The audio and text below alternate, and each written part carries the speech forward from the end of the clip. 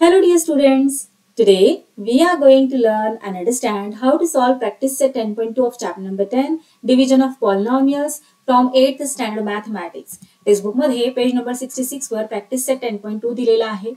यामध्ये 1 क्वेश्चन आहे. या 1 क्वेश्चन मध्ये 7 सब क्वेश्चन्स आपल्याला विचारलेले आहेत. हे सगळे क्वेश्चन्स खूप इझी आहेत. पण तुमच्यापैकी काही जणांना हे क्वेश्चन्स खूप डिफिकल्ट वाटू शकतात. का माहितीये का? कारण त्यांनी प्रॅक्टिस सेट 10.1 व्यवस्थित सॉल्व्ह केलेला नसेल किंवा त्यांना तो समजला नसेल तेव्हा. हे पहा, चॅनलवर आपण प्रॅक्टिस सेट 10.1 चा व्हिडिओ अपलोड केलेला आहे. त्या व्हिडिओमध्ये आपण डिव्हिजन ऑफ पॉलिनॉमियल्सच्या सगळ्या बेसिक कन्सेप्ट्स व्यवस्थित समजून घेतलेल्या आहेत. त्याचबरोबर सगळे क्वेश्चन्स अतिशय सोप्या पद्धतीने आपण सॉल्व्ह केलेले आहेत. त्यामुळे मी आधी तुम्हाला रिकमेंड करेल की प्रॅक्टिस सेट 10.2 चा व्हिडिओ पाहण्याआधी तुम्ही प्रॅक्टिस सेट 10.1 चा व्हिडिओ व्यवस्थित पाहून घ्या. तो व्यवस्थित पाहून झाल्यानंतर तुम्हाला हे क्वेश्चन्स खूप इझी वाटणार आहेत. चला तर मग लगेचच सॉल्व्ह करायला घेऊयात. फर्स्ट क्वेश्चन काय दिलेलं आहे? डिवाइड करायचं आपल्याला, कोशंट आणि रिमाइंडर राईट करायचंय, जसं की आपण प्रॅक्टिस सेट 10.1 मध्ये केलेलं होतं त्याचप्रमाणे. फरक काय आहे तर हे पहा, इथे पॉलिनॉमियल आहे आणि त्याला डिवाइड करण्यासाठी हे पहा मोनोमियल नाहीये. प्रॅक्टिस सेट 10.1 मध्ये मोनोमियल होतं, म्हणजे फक्त एकाच टर्मने आपल्याला डिव्हिडंडला डिवाइड करायचं होतं. पण आता इथे बायनॉमियल आहे. पॉलिनॉमियलला बायनॉमियलने डिवाइड करायचे आहे. बायनॉमियल म्हणजे काय? असे अल्जेब्रिक एक्सप्रेशन की ज्यामध्ये 2 टर्म्स असतात. आलं लक्षात? मोनोमियल म्हणजे असे अल्जेब्रिक एक्सप्रेशन की ज्यामध्ये फक्त आणि फक्त एकच टर्म असते. आता इथे पहा, y ही झाली एक टर्म आणि +4 ही झाली सेकंड टर्म, म्हणून याला बायनॉमियल असं म्हणायचं. हे पहा, आता डिव्हिजन करताना तुम्हाला माहित आहे, हे पहा अशा प्रकारे आपण ड्रॉ करत असतो, ठीक आहे. आणि इथे आतमध्ये या छत्रीच्या आत आपण काय राईट करतो तर डिव्हिडंड राईट करत असतो. इथे डिव्हिडंड काय आहे तो इथे ऍज इट इज कॉपी करायचा आहे आणि डिवायझर आहे y+4, तोही ऍज इट इज आपण इथे कॉपी करायचा आहे. आता हे सॉल्व्ह करायचं कसे करायचे? प्रॅक्टिस सेट 10.1 मध्ये इझी होते, हो की नाही? कारण एकच टर्म होती. हे सुद्धा खूप इझी आहे, डिफिकल्ट असं काहीच नाहीये. फक्त तुम्ही व्यवस्थित समजून घ्या आपण कशा प्रकारे सॉल्व्ह करत जात आहोत. तर हे पहा, इथे आपण राईट करून घेऊयात एक्सप्लेनेशन. आता आपला जो डिवायझर आहे तो काय आहे? Yes, y+4. मग या y+4 ला आपण हे पहा अशा प्रकारे राईट करून घेऊयात, y+4. आडवं राईट करण्याऐवजी आपण काय केलेलं आहे? फक्त असं उभं राईट केलेलं आहे. आणि आता व्यवस्थित लक्ष द्या, काय करायचे आपल्याला. तुम्हाला माहित आहे की आपण टर्म बाय टर्म डिवाइड करत जात असतो. आता इथे फर्स्ट टर्म काय आहे? y², हो की नाही? मग आता हा जो y आहे ना डिवायझर मधला, या y ला, तोच y इथे आपण राईट केलाय एक्सप्लेनेशन मध्ये, या y ला कशाने मल्टिप्लाय केलं? कशाने मल्टिप्लाय केलं की आपल्याला डिव्हिडंड मधली फर्स्ट टर्म मिळणार आहे, जी की आहे y². हे पहा y². सो y ला कशाने मल्टिप्लाय करणार सांगा बरं मला पटकन. येस, व्हेरी गुड, खूप हुशार आहात तुम्ही. आता इथे या y चा काय इंडेक्स आहे? काहीच नाही दिला. अरे काहीच नाही दिला म्हणजे 1 इंडेक्स असतो की नाही, माहितीये ना तुम्हाला. मग आता इथे या y चा 1 इंडेक्स आहे. आपल्याला काय हवं आहे? इंडेक्स 2 हवा आहे. मग या y ला कशाने मल्टिप्लाय करणार तर y, बरोबर. आता हा इंडेक्स 1 नाही राईट केला तरी चालतो, ओके नाही? मग तुम्ही इथे 1 राईट करा, अगर नका करू, काहीच फरक पडणार नाहीये. सो y ला आपण मल्टिप्लाय करणार आहोत y ने, मग आपल्याला प्रोडक्ट मिळणार y². आता हे पहा, आपलं डिवायझर काय आहे? y+4, बरोबर. मग जर आपण इथे हे y, हा जो y आहे तो कोशंट झाला ना, मग हा कोशंट जर आपण इथे राईट केला y, तर या y ने या y ला मल्टिप्लाय केल्यानंतर आपल्याला y² तर मिळतोय. पण आपला डिवायझर फक्त y आहे का? नाही ना, डिवायझर काय आहे? y+4 आहे. मग जर या कोशंट मधल्या y ने जर या y ला मल्टिप्लाय केलंय तर या 4 ला सुद्धा तर मल्टिप्लाय करावं लागणार.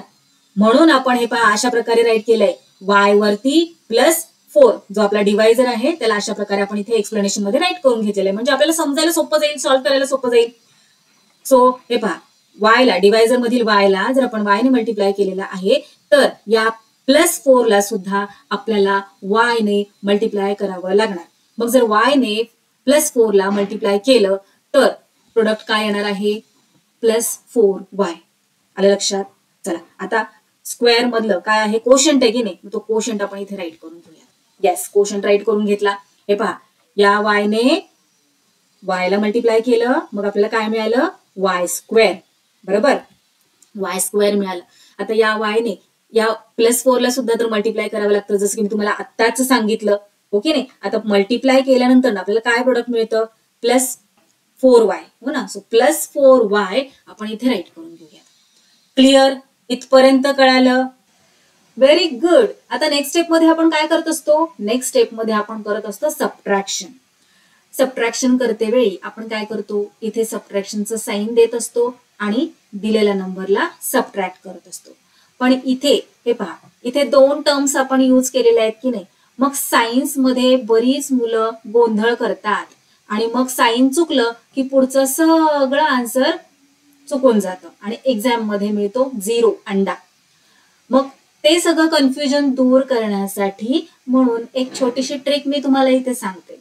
हे पहा, वाय स्क्वेअरचं कोणतं साईन आहे, वाय स्क्वेअर पॉझिटिव्ह आहे. ओके नाही, म्हणजे प्लस साईन आहे. मग जे प्लस साईन आहे ना त्याला करायचं मायनस, आणि जे मायनस साईन असतं त्याला करायचं असतं प्लस. आता हे पहा, इथे वाय स्क्वेअरचं काय साईन आहे, प्लस आहे, म्हणून त्याला इथे आपण करूयात मायनस. आणि इथे कोणतं साईन आहे, प्लस आहे, त्याला करायचं मायनस. अपोजिट साईन देऊन घ्यायचं. आता असं का करायचं, तर हे पहा, त्याच्या मागचं रिझन सुद्धा मी तुम्हाला सांगते, मग तुम्हाला लक्षात येणार आहे. हे पहा, जेव्हा आपण सबट्रॅक्शन करत असतो तेव्हा मायनसचं साईन देतो. बरोबर, इथे फॉर एक्झाम्पल असं अज्युम करा की इथे आपण मायनसचं साईन दिलेलं आहे आणि वाय स्क्वेअरचं साईन प्लस, मग मायनस प्लस काय होतं, मायनस होतं. बरोबर, मग पुन्हा इथे सबट्रॅक्शनचं मायनसचं साईन आणि इकडचं आहे प्लसचं साईन, मायनस प्लस काय होतं, मायनस होतं. बरोबर, मग हा जो सगळा मायनस प्लस प्लस मायनस तो सगळा गोंधळ आहे तो दूर करण्यासाठी म्हणून ही छोटीशी ट्रिक, की जे साईन आहे त्या टर्मचं त्याच्या अपोजिट साईन देऊन घ्यायचं, काम संपलं, सोपं करून टाकायचं, कठीणकडे जायचं नाही. सो कळालं तुम्हाला, डायरेक्ट मायनसचं साईन इथे द्यायचं नाही सबट्रॅक्ट करण्यासाठी, जे साईन आहे टर्मचं त्याच्या अपोजिट साईन खाली असं देऊन घ्यायचं.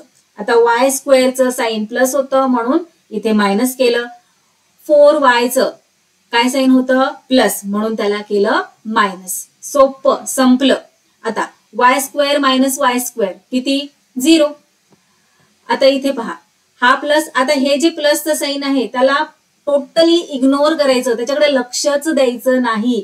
आता आपलं नवीन साईन काय आहे, मायनस आहे ना, मग या प्लसला विसरून जायचं. हे 10yचं प्लस साईन आणि हे मायनस साईन काय करायचं असतं, आपल्याला सबट्रॅक्शन करायचं असतं. हो ना, मग 10y मधून 4y सबट्रॅक्ट केल्यानंतर remaining, yes very good, remaining 6y. Sign कोणतं येणार सांगा मला आता, येस व्हेरी गुड, मोठ्या नंबरचं. सो +6y येणार इथे, +6y. ओके, आता नेक्स्ट स्टेप मध्ये काय करतो आपण, जी नेक्स्ट टर्म आहे तिला खाली इन्व्हाइट करतो. सो नेक्स्ट टर्म आहे +24, खाली घ्या +24 ला. ओके, आता पुढे काय करायचं, तर पुढे पुन्हा आपल्याला भाग घालवायचा असतो की नाही, डिवाइड करायचं असतं. म्हणून हा जो डिवायझर आहे या डिवायझरला आपण पुन्हा घेऊयात एक्सप्लेनेशनच्या पार्ट मध्ये. स्वतः सेकंड टाइम आपण घेतोय ना याला डिवाइड करण्यासाठी, म्हणून इथे सेकंड नंबर दिला. आता y+4 ला अशाच प्रकारे उभ्या प्रकारे असं बघा, y+4 असं राईट करून घेऊयात आपल्या डिवायझरला. आणि हे पहा, आता इथे काय आहे 6y. ओके नाही, मग या y ला कोणाबरोबर मल्टिप्लाय केलं की आपल्याला 6y मिळणार आहे हे शोधायचं आहे. किती इझी आहे, y ला जर आपण 6 ने मल्टिप्लाय केलं तर आपल्याला 6y मिळतो. ओके नाही, इथे या y चा कोइफिशियंट काहीच नाही म्हणजे 1 आहे. या बेसिक गोष्टी तर आपल्याला एवना तोंड पाठ झालेल्या आहेत. मग 1 6 जार 6, सो 6 × 1y = 6y. ओके, आता इथे या y ला जर 6 ने मल्टिप्लाय केलेला आहे तर हा +4 पण तर आहे ना डिवायझर, याला सुद्धा 6 ने मल्टिप्लाय करावं लागणार. आन्सर काय येणार, 6 4 जार 24. चला राईट करूयात. कळालं, मग आता इथे कोशंट मध्ये काय राईट करणार, कशाने मल्टिप्लाय केलंय 6 ने ना, म्हणून इथे कोशंट मध्ये राईट करणार +6. आता प्लसचं साइन कसं काय दिलं बाबा, तर आपण हे पहा 6 ने मल्टिप्लाय केलेलं आहे की -6 ने केलंय, 6 ने केलंय ना, म्हणून इथे ज्याने मल्टिप्लाय केलेलं आहे त्याचं जे साइन आहे तेच साइन इथे कोशंट मध्ये येणार आहे. कळालं? आलं का लक्षात तुम्हाला? आता काय केलेलं आहे आपण, या 6 ने y ला मल्टिप्लाय केलं, मग आपल्याला काय मिळालं, येस 6y. सो इथे राईट करूयात 6y. त्यानंतर या 6 ने आपण +4 ला मल्टिप्लाय केलं, बरोबर. हे पहा 6 ने 4 ला मल्टिप्लाय केलं, काय मिळालं, +24. राईट करूयात इथे +24. आणि आता नेक्स्ट स्टेप मध्ये काय करायचंय आपल्याला, सायन्सला चेंज करायचंय. 6y कोणतं साइन आहे, कोणतंच नाही, म्हणजे प्लस, बरोबर. मग प्लसला काय करणार आपण, मायनस. 24चं साइन आहे प्लस, मग त्याचं कोणतं साइन करायचं, मायनस. हे प्लस हे मायनस, प्लस मायनस काय होतं, मायनस होत असतं, म्हणजे आपल्याला काय करायचंय, सबट्रॅक्शन करायचंय. सो 6y - 6y किती, 0. आता इथे पहा, इथे प्लसचं साइन आहे आणि इथे हे मायनसचं साइन. आता हे जे प्लसचं साइन आहे हे टोटली इग्नोर करायचं आहे, हे इथे नाहीच आहे असं समजायचंय, कारण आपण आता चेंज केलंय की नाही, साइन मायनस करून घेतलेलं आहे की नाही. सो प्लस मायनस काय झालं, मायनस. सो 24 - 24 किती, 0. सो इथे येणार 0, रिमाइंडर काय आला, 0. कोशंट काय आहे, y +6. राईट करूया तिथे कोशंट आणि रिमाइंडर. कोशंट y +6 आणि रिमाइंडर 0. पाहिलं किती इझी आहे. चला नेक्स्ट क्वेश्चन पाहूयात. डिव्हिडंड डिव्हिडंडच्या जागी, डिवायझर डिवायझरच्या जागी. इकडे एक्सप्लेनेशन आपल्याला राईट करायचं आहे. डिवायझर काय आहे, p+3. याला आपण उभ्या पद्धतीने इथे राईट करून घेऊयात, p+3. ओके. आता इथे जी फर्स्ट टर्म आहे काय आहे, p². मग या p ला, म्हणजेच आपला हा जो डिवायझर आहे त्यातील जी फर्स्ट टर्म आहे p, या p ला कशाने मल्टिप्लाय केलं की आपल्याला p² मिळतो. हे पहा एक्सप्लेनेशन मध्ये सुद्धा आपण राईट करून घेऊयात. p ला म्हणजेच हा जो आपला डिवायझर आहे त्या डिवायझर p ला कशाने मल्टिप्लाय केलं की आपल्याला डिव्हिडंड मधली फर्स्ट टर्म म्हणजेच p² मिळतं, ते पाहायचं आहे. सो हे पहा इथे p चा इंडेक्स काहीच नाही म्हणजे 1 असतो, हे तुम्हाला माहित आहे. आता इथे 1 इंडेक्स आहे, मग p ला जर आपण p नेच मल्टिप्लाय केलं तर आपल्याला p² मिळतो, बरोबर. मग आता जर डिवायझरच्या फर्स्ट टर्मला p ने मल्टिप्लाय केलंय तर सेकंड टर्मला सुद्धा p नेच मल्टिप्लाय करावं लागतं. सो 3 × p काय झालं, 3p. आलं लक्षात? चला आता हा जो p आहे त्याला आपण राईट करूयात कोशंटच्या जागी. हे पहा p × p काय झालं, p². राईट करूयात तिथे p². आता p × 3 किती झालं, 3p. प्लस साइन येणार इथे, बरोबर, आणि 3p. नेक्स्ट स्टेप मध्ये काय करतोय आपण, आता जे साइन आहे ते चेंज करायचं आहे. p² साइन आहे प्लस, त्याला करूयात मायनस. इथे 3p साइन आहे प्लस, त्याला करूयात मायनस. आता इथे प्लस साइन, इथे minus sign, plus minus subtraction करावं लागतं आपल्याला. सो p² सबट्रॅक्ट p² किती, 0. आता इथे प्लस मायनस काय करावं लागणार, सबट्रॅक्शन करावं लागणार. सो 7p मधून 3p सबट्रॅक्ट केल्यानंतर रिमेनिंग काय, 4, 5, 6 आणि 7 किती राहिले, शिल्लक 4 राहिले की नाही. सो 7p मधून 3p सबट्रॅक्ट केल्यानंतर 4p रिमेनिंग राहतात. साइन कोणतं येणार, मोठ्या नंबरचं, जे की आहे 7p. So plus sign 4p. Okay. आता पुढे काय करायचंय, जे नेक्स्ट टर्म आहे तिला घ्यायचं आहे. काय आहे नेक्स्ट टर्म, -5. -5. आता काय करायचं, हा जो डिवायझर आहे त्याला आपल्याला पुन्हा इकडे घ्यावं लागणार ना, कारण हे जे शिल्लक आलेलं आहे इथे त्याला डिवाइड करायचे आपल्याला. सो जो डिवायझर आहे p+3 त्याला सेकंड टाइम आपण इकडे एक्सप्लेनेशन मध्ये घेऊयात. आता या p ला, म्हणजे हा जो आपला डिवायझर आहे त्याला आपण इकडे घेतलेला आहे, या p ला कशाने मल्टिप्लाय केलं की आपल्याला 4p मिळणार आहे. बघा p ला कशाने मल्टिप्लाय केलं की 4p मिळणार, हे शोधायचंय. सो हे पहा p ला जर आपण 4 ने मल्टिप्लाय केलं तर 4p मिळणार, बरोबर. p तर ऑलरेडी आहे, ओके नाही, p ऑलरेडी आहे इथे. मग तुम्हाला माहित आहे की हे जे व्हेरिएबल आहे पी त्याच्या कोइफिशियंट काहीच नाही म्हणजे 1 आहे कोइफिशियंट, हो की नाही. सो 4 into 1 काय येतं 4 आणि हा पी जो आहे तो as it is. So P into 4 4p. आता 3 ला सुद्धा आपल्याला 4 ने मल्टिप्लाय करावं लागणार बरोबर. सो 3 4 जार किती 3 4 जार 12. चला कोशंट मध्ये आपण मग राईट करूयात +4. हे पहा 4 ने p ला मल्टिप्लाय केलं 4p आलं. त्यानंतर 4 ने 3 ला मल्टिप्लाय केलं किती आलं 12 आलं. चला आता नेक्स्ट स्टेप मध्ये काय करायचं आपल्याला साइन्स चेंज करायचं. 4p चं साइन आहे प्लस, इथे काहीच नाहीये म्हणजे प्लस साइन आहे हो ना.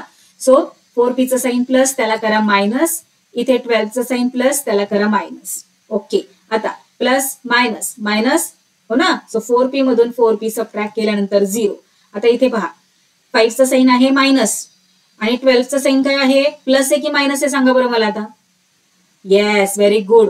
12 चं साइन मायनस आहे प्लस नाही. चुकूनही हे साइन धरायचं नाही. आपण जे चेंज केलेलं साइन आहे तिकडेच पाहायचं आहे. जे फर्स्ट साइन आहे ते आता टोटली इग्नोर करायचंय, ते तिथे नाहीच आहे असं समजायचं आहे. सो हे मायनस मायनस मायनस प्लस होत असतं. सो हे पहा एवढा पार्ट लक्षात घ्यायचा आहे. सो 5 + 12 किती 5 + 12 17 आणि साइन कोणतं येणार मोठ्या नंबरचं. मोठा नंबर कोणता आहे 12 आहे की नाही. सो इथे येणार मायनसचं साइन आणि 17. कळालं. आता पुढे खाली घ्यायला काय आहे का नेक्स्ट टर्म दिली आहे का नाही दिलेली बरोबर. मग इथेच थांबायचंय आपल्याला. सो कोशंट काय झाला p +4 आणि रिमाइंडर -17. राईट करूया तिथे कोशंट आणि रिमाइंडर. चला नेक्स्ट क्वेश्चन पाहूया. आता इथे पहा जेव्हा कधी अशा प्रकारे पॉलिनॉमियल दिलं जातं आणि आपल्याला डिव्हिजन करायचं असतं तेव्हा एक अट आहे की कशा प्रकारे आपल्याला त्याचा सिक्वेन्स ठेवायचा असतो. आपण degree of the polynomial practice set 10.1 मध्ये अभ्यासलेला आहे.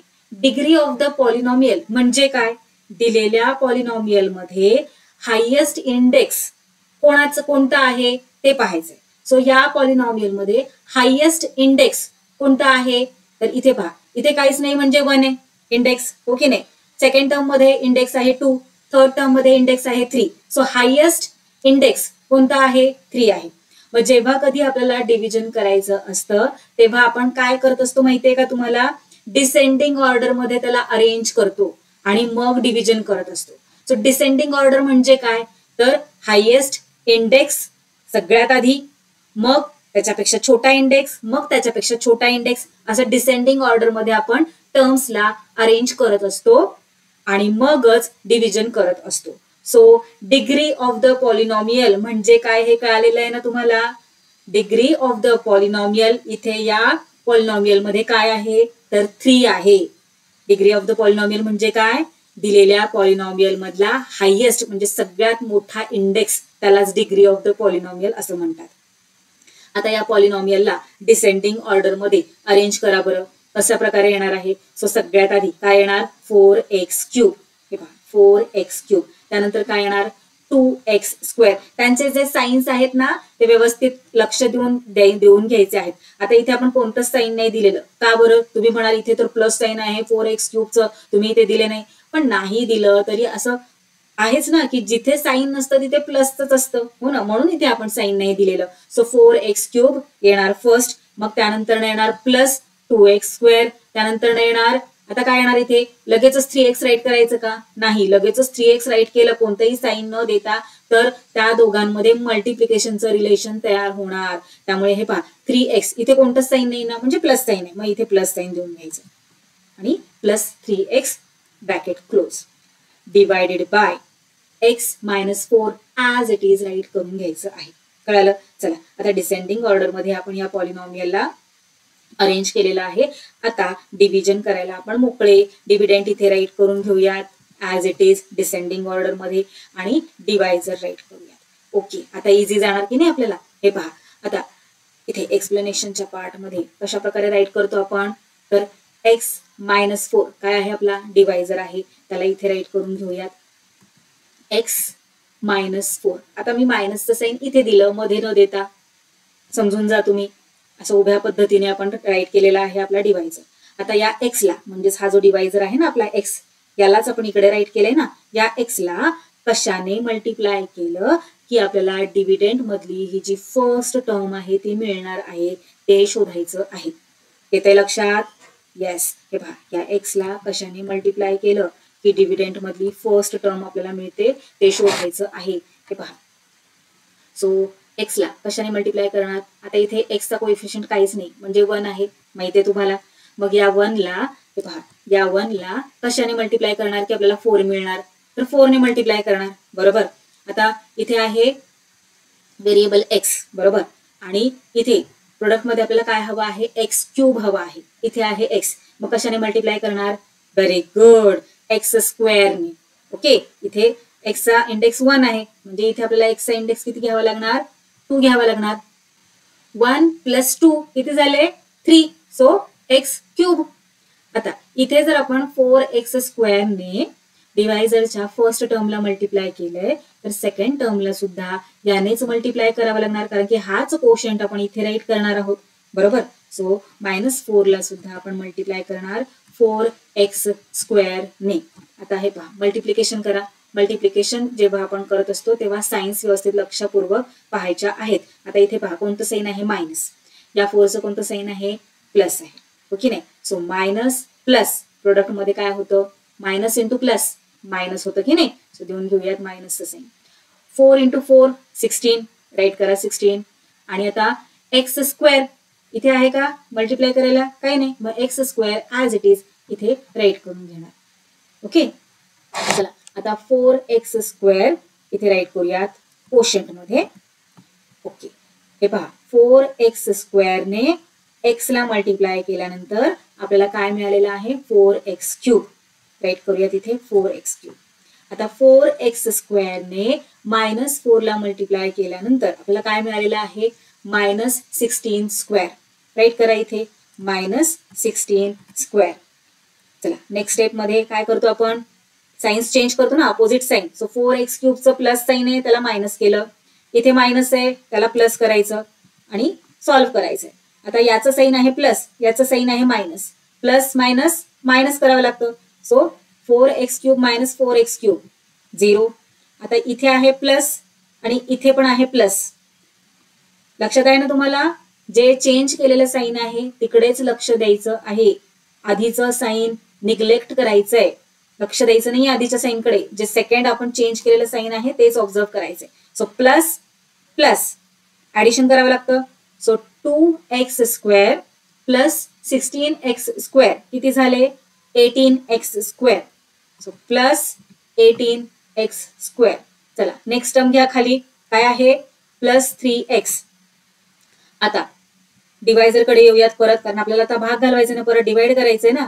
सो सेकंड एक्सप्लेनेशन इथे राईट करूयात. जो डिवायझर आहे त्याला अशा पद्धतीने आपण राईट करून घेऊयात. आता एक्सला कशाने मल्टिप्लाय केलं? एक्स काय आपला डिवायझरची फर्स्ट टर्म आहे. सो एक्सला कशाने मल्टिप्लाय केलं की आपल्याला 18x स्क्वेअर मिळतो ते पाहायचंय. एक्सला कशाने मल्टिप्लाय केलं की 18x स्क्वेअर आपल्याला मिळणार आहे ते पाहायचंय. तर इझी आहे, कशाने मल्टिप्लाय करणार? आता इथे एक्स या व्हेरिएबलचा कोएफिशियंट काहीच नाही, म्हणजे 1 आहे. सो 1 ला 18 ने मल्टिप्लाय केलं की 18 मिळणार, बरोबर. आणि या एक्सला एक्स ने मल्टिप्लाय केलं की आपल्याला काय मिळणार आहे? एक्स स्क्वेअर मिळणार आहे, बरोबर. आता जर इथे आपण 18x ने मल्टिप्लाय केलंय तर -4 ला सुद्धा आपल्याला 18x नेच मल्टिप्लाय करावं लागणार आहे. आता इथे पहा, 4चं साईन आहे मायनस आणि 18xचं साईन काय आहे? प्लस आहे. सो मायनस इंटू प्लस काय होतं? मायनस. सो प्रोडक्ट मध्ये साईन येणार मायनस. 4 × 18 किती झाले? 18 4s are 72. आणि हा जो x आहे तो ऍज इट इज, बरोबर. 18x ला -4 ने मल्टिप्लाय केल्यानंतर प्रोडक्ट आपल्याला मिळतं -72x. आता चला 18x कोशंट इथे राईट करूयात. 18x. आता इथे प्लस का राईट केलं तुम्हाला माहित आहे, कारण इथे आपण 18x नेच मल्टिप्लाय केलेलं आहे, -18x ने नाही. म्हणून इथलं 18x साईन आहे प्लस, म्हणून इथे सुद्धा प्लस देऊन घेतलेला आहे आपण.